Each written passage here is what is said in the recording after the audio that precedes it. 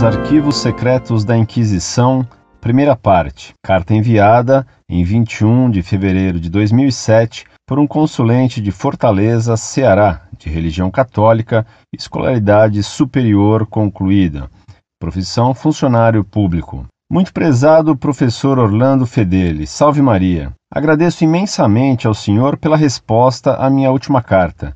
Desejo-lhe, bem como a todos os membros da Monfort, uma santa quaresma. É difícil encontrar livros que nos instruam e informem retamente acerca da Inquisição, o assunto preferido dos inimigos da Igreja.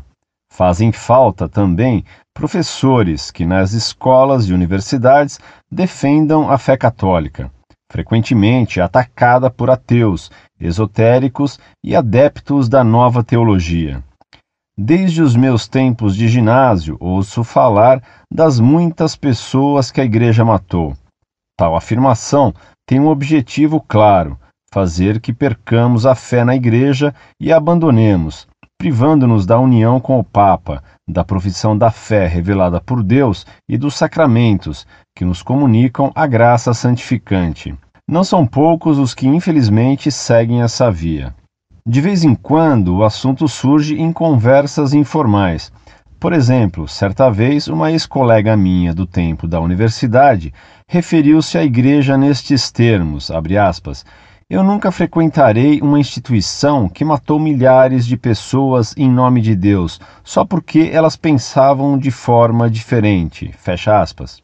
Tal afirmação parece um protesto justo e incontestável. A Igreja seria injusta porque não respeitaria a opinião dos que pensavam de forma diferente dela. Eu poderia ter respondido à minha ex-colega: se você tiver um filho e ele começar a andar em companhia de pessoas que ensinem a roubar, a desprezar os estudos e a ser desrespeitoso e violento com os pais, você fará tudo para afastá-lo dessas más companhias, usando até de dureza, se necessário. E isso para o bem dele. Você mesma não pensará duas vezes antes de ir contra a opinião dos que querem desencaminhá-lo, pois respeitar tal opinião e deixá-la contaminar seu filho é condená-lo a se tornar, no futuro, um bandido, um marginal. Você, então, se oporia energicamente ao erro, pois foi da mesma maneira que a Igreja agiu para proteger os filhos dela durante a Inquisição, e age ainda hoje, mas com outros meios, com a diferença que a Igreja não apenas protege a nós, seus filhos, das falsas doutrinas que podem perder nossas almas, mas também pune os hereges e os maus, embora não com os rigores de antigamente, enquanto a mãe de família apenas pode fazer o possível para separar o filho das más companhias. Mas minha ex-colega não queria ouvir estes argumentos. Então, nada falei. Seria jogar pérolas aos porcos. Por esse simples exemplo, se vê como a Inquisição ainda é o assunto mais polêmico e mais difícil de tratar. Há alguns meses foi exibida no canal de História uma série chamada Arquivos Secretos da Inquisição. Gosto muito de documentários. Como se anunciava ser uma série de programas baseados em fatos recém-descobertos nos arquivos do Vaticano, fiquei curioso para assistir, e assim fiz. A maneira como o assunto foi tratado não me surpreendeu. Nada se disse a respeito da heresia ser um mal que leva os fiéis a ofenderem a Deus porque passam a negar as verdades que ele revelou e confiou à Igreja. Não se disse que a heresia leva os fiéis a se afastarem dos sacramentos instituídos por Jesus Cristo, nem que ele os leva a se desligarem dos legítimos pastores, o Papa e os bispos, e a abandonarem a única Igreja, fora da qual não há salvação. Portanto, a heresia é um mal que prejudica a nossa alma e compromete a nossa salvação eterna. Também não se disse que a Igreja, como mãe, tinha e tem o dever de defender seus filhos do mal, não só pregando a doutrina certa, mas ainda denunciando, atacando as heresias e, quando possível, impedindo os hereges de propagarem ensinamentos errados. Pelo contrário, Os 4 programas da série televisiva traziam a ideia de que a Igreja prendeu, torturou e matou pessoas, cujo único crime era pensarem de forma diferente dela. E que tudo isso não tinha outra finalidade senão assegurar o poder sobre o povo através do terror. Assim, o bispo inquisidor Jacques Fournier, futuro Papa Bento XII, foi apresentado como tendo perseguido os pobres e indefesos cátaros da aldeia francesa de Montaillou, chamados frequentemente de bons homens.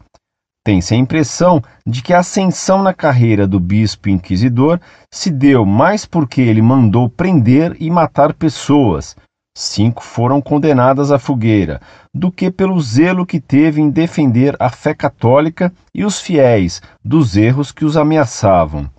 O programa mostra os hereges de maneira muito favorável, simpática, como pessoas simples que abandonavam riquezas e altas posições sociais para viverem pobremente, viajando a pé, pregando sua doutrina e abençoando o povo. Tudo bastante inofensivo. Ao mesmo tempo, é narrada a vida devassa do padre da aldeia de Montaillou, também ele um herege cátaro. O segundo programa, que trata da Inquisição espanhola, apresenta o inquisidor São Pedro Arbues de maneira péssima, dizendo que ele era chamado o Carrasco de Saragoça. O ator que representa Pedro Arbues o apresenta como se ele tivesse indizível prazer em ver as pessoas sendo torturadas e queimadas. Prazer em torturar, prazer em sentenciar, prazer em queimar. Eis tudo. Esforça-se por mostrar a maldade do inquisidor, enquanto a maldade dos inimigos da Igreja só aparece no momento em que se conta o assassinato de Pedro Arbues. Mas quando se chega a esse ponto, não duvido que muitos telespectadores, levados pela narração e pela representação dos atores, já estão torcendo que o inquisidor morra. No final da narrativa, o programa leva o telespectador a ficar ainda mais horrorizado quando diz que Pedro Arbues foi depois canonizado pela Igreja e tornou-se santo. Procurei mais informações sobre o padre inquisidor de Saragoça e pude verificar que ele é mesmo santo, e um grande santo, pois é também mártir. Morreu pela fé católica, o que é uma grande honra e lhe dá certamente grande glória no céu. Foi canonizado pelo Papa Pio IX, e numa época em que o processo de canonização corria com todos os rigores, inclusive com um padre designado para provar que o candidato não era santo. E também exigia-se a comprovação dos 3 milagres feitos pela intercessão do santo junto a Deus, e que eram exaustivamente estudados para se determinar se eram milagres verdadeiros. Assim, a palavra da Igreja e do Papa se sobrepõe magnificamente a toda a calúnia contra esse grande santo, atacado por um infame programa de televisão. Para desagravar a memória do mártir São Pedro Arbues, indico 2 textos católicos, os quais podem ser acessados nos seguintes links: www.mercaba.org/santoral/vida/09/17 São Pedro de Arbues.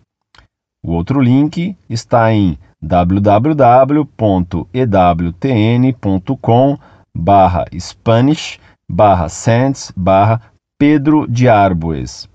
Sugiro a publicação da tradução desses textos no site Monfort. Tenho certeza de que muitos leitores terão assistido ao referido documentário, ficando assim com uma imagem falsa desse santo inquisidor espanhol e talvez com a própria fé abalada. Não nos resta senão pedir a Deus que nos envie santos e piedosos sacerdotes, a exemplo de São Pedro Arbues, para nos orientarem no caminho da verdade e nos defenderem dos erros contra a fé. Peço também, se for possível, mais informações sobre esse santo.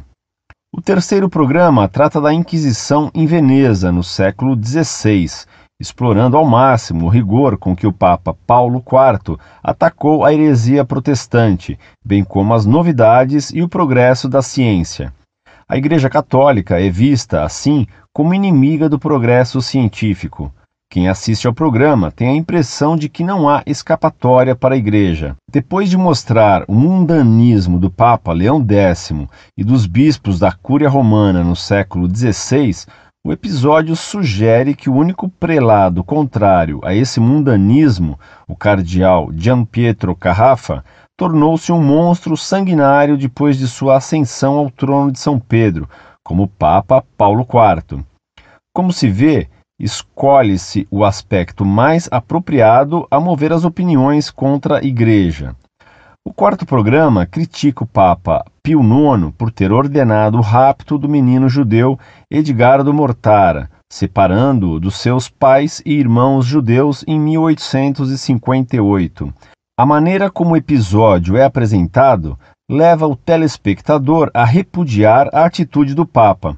Sabemos que Edgardo Mortara foi batizado secretamente pela empregada de sua casa, fato sobre o qual o programa lança dúvida. O Papa Pio IX, depois de saber disso, tinha a obrigação de educar o menino como cristão, pois o mesmo havia se tornado membro da Igreja pelo batismo. Teria sido um pecado de omissão do Papa deixar o garoto em seu lar judeu, onde nunca abraçaria a fé em Cristo, nem poderia crescer nela. A preocupação do pontífice era a salvação eterna de Edgardo.